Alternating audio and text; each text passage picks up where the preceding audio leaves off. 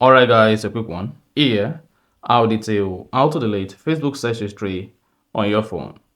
So if at the end of this you find this offer informative, please don't forget to like and then subscribe.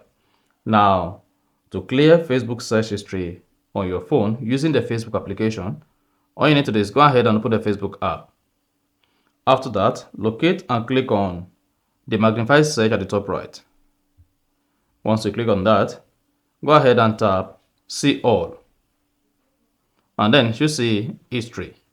Then you should see all your Facebook search history. Now, to delete all the search history, click on Clear All at the top right. There should spot that says Clear All Searches and Fix It.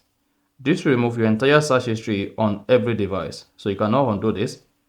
To delete them, go ahead and click on Clear All. And then, hang on for this to clear your search history on Facebook. Once you see nothing to see here, then you are good. So that's exactly how to clear or delete Facebook search history using the mobile app. So if you found this offer informative, please don't forget to like and then subscribe.